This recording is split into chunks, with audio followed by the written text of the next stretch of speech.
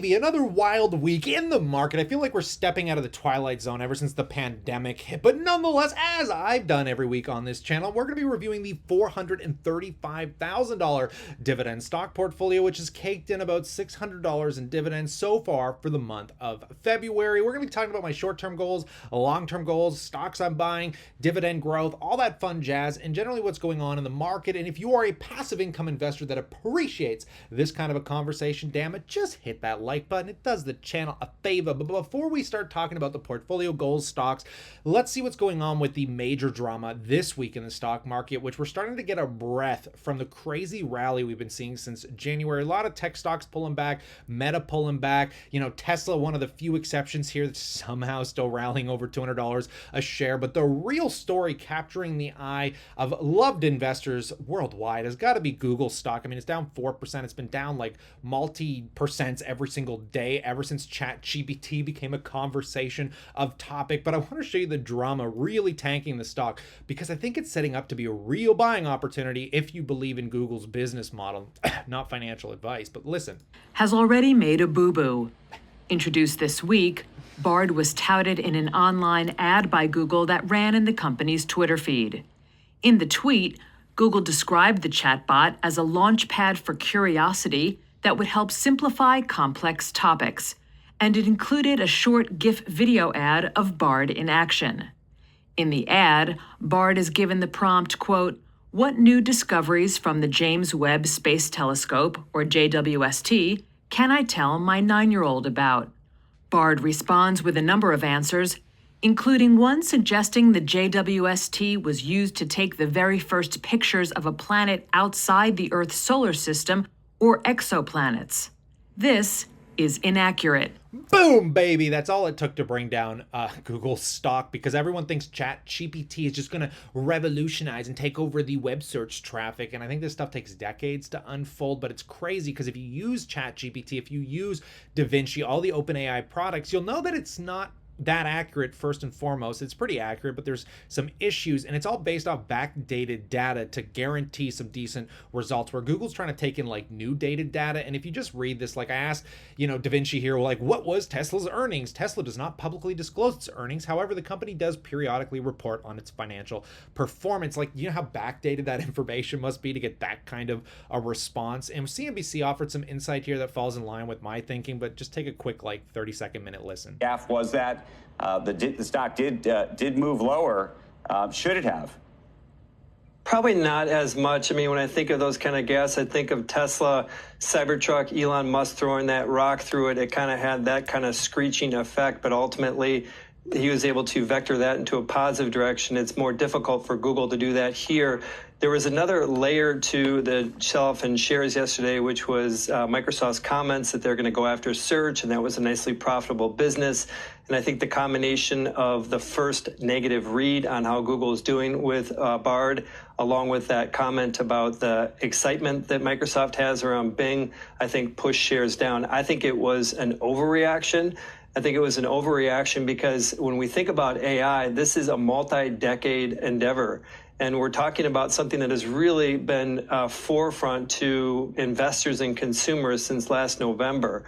And so to make a decision that Google is been negatively or is behind the curve based on a demo, I think is a little bit premature.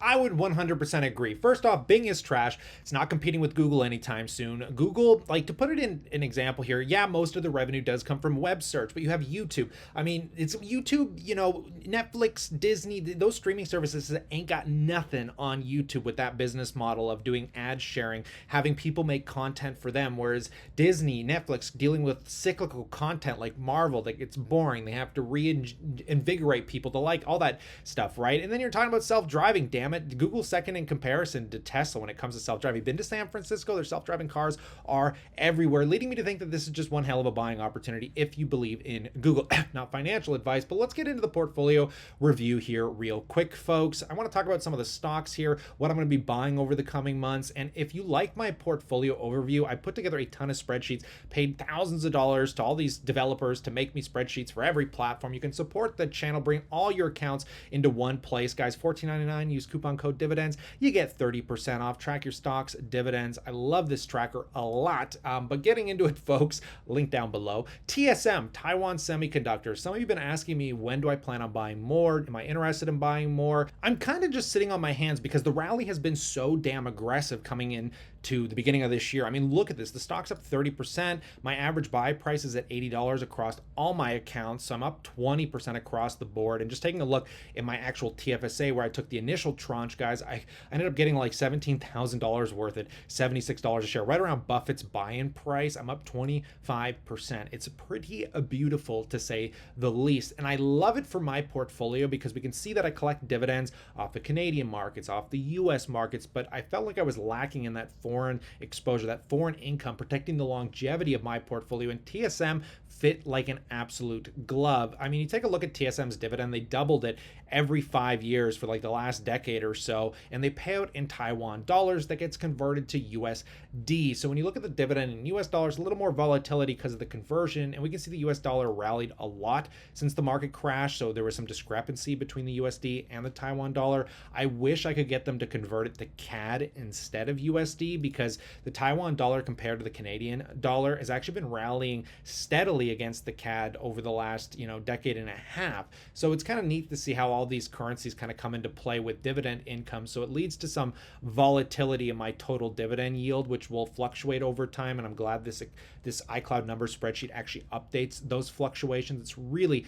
really cool stuff. But for those of you that don't know Taiwan Semiconductors, this is the moat. It is like the OG GOAT to the entire semiconductor industry, realistically. I mean, they make over 50% of chips globally. And when you take a look at their competitors here, it's kind of crazy to think, not competitors, they're clients. I mean, does TSM have competitors? Let's be real. But Qualcomm, Nvidia, Intel, AMD, Apple making up 25% of their revenue. All these companies basically buy from TSM, and they're all chip makers, but this is their gross margins in comparison. Somehow a manufacturing business, which manufacturers don't make money ever, somehow is making a 60% gross margin, which is higher than all of their clients. It's kind of wild to think they make higher gross margins than the likes of Apple, damn it. And when I've been talking to the community about TSM, Stock Auto here, a guy that I've been following, he buys a lot of the chip makers like ASML, which is a great company, by the way. But I made a little comment. I said ASML and TSM are the only two semiconductor stocks controlling the whole damn industry. Surprised you don't hold TSM, considering it's most favorably valued,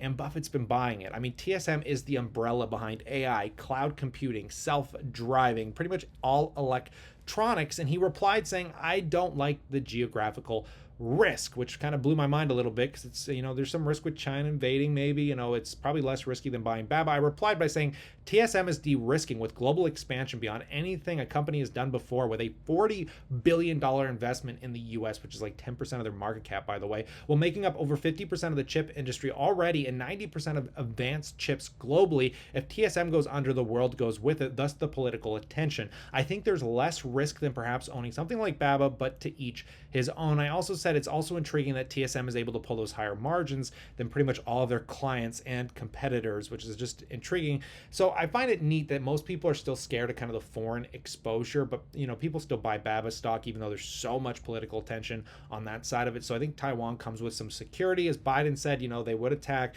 if China invaded Taiwan. They're there to support. It's a huge security risk for everybody, thus the global expansion into the US, trying to get into Europe. They're hiring in Canada. TSM is going to be a rocket ship for a while. So will I be buying more? Yes, I'm going to be reinvesting the dividends for now. I'd like to get over $1,000 in annual dividends off TSM, but it'll be too big of a position at that point, because I'd have to put like tens of thousands of dollars more into it, making it well over 10%, which is too risky for my liking. But over time, as the portfolio scales, I'll keep cost averaging until we get there, but I'd rather buy it when it's paying over 2% yield. So for now, I'm just reinvesting the dividends. What about the rest of the stocks in here? What am I doing with these? We got VDY, VOO, SCHD. Let's just see how they're doing thus far since the beginning of the year. VDY holding flat coming into February, up 6% still. VOO up almost 7%. SCHD not doing anything from a capital gain standpoint. And I do have some small cap exposure like Aduro that has been pulling back in February as well. When it comes to these ETFs, guys, I'm trying to pull back on buying VDY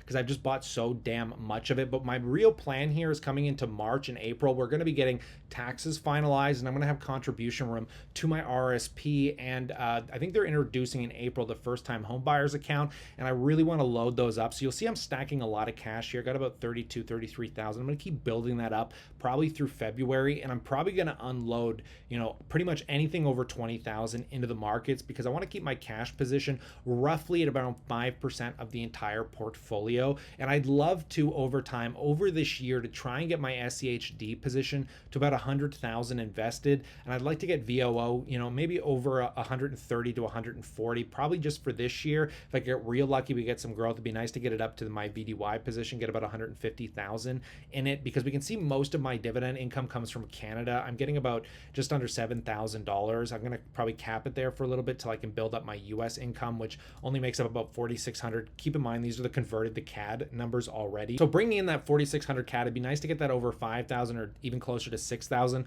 So it's about 500 a month coming from the US markets. And then again, I would still like to find some global exposure, but for now I'm happy with TSM. So it'd be nice to hopefully, as I build up these other positions, add incremental amounts to TSM when it dips and try and get that up to about 1,000 a month. And it's just really cool getting this global income. It's such a surreal thing to make passive income off all these companies, the best companies from around the world, with most of it passively managed from these ETFs. So I'm going to be working harder than I ever have, more aggressively than I ever have, to just try and continue scaling this portfolio. As I want to get, if I'm lucky, it's kind of an extensive goal, but I want to make about 15,000 annually by the end of this year. If I can land between 14 and 15,000, I'll be pretty happy with that alone. But that's my initial kind of launch, just see where I can get this year to just kind of push myself. And if you want to support that journey, learn more, chat with me personally, guys, I'm going to shut up the Patreon. We got a lot of members here chatting in our groups already, and I appreciate them greatly. It's less than a Starbucks coffee a month. You'll notice everything I sell is extremely cheap. It's not a lot, and I think I offer 10x the value. So I really appreciate it if you guys want to come support. Look at all the backdated private content that I do not share on my YouTube channel, of course, like my personal finances in that chat group in my personal WhatsApp. But nonetheless, I'll pass the question off to you. What are you guys buying? How do you feel about these markets? I'd love to hear all of it in that comment section below.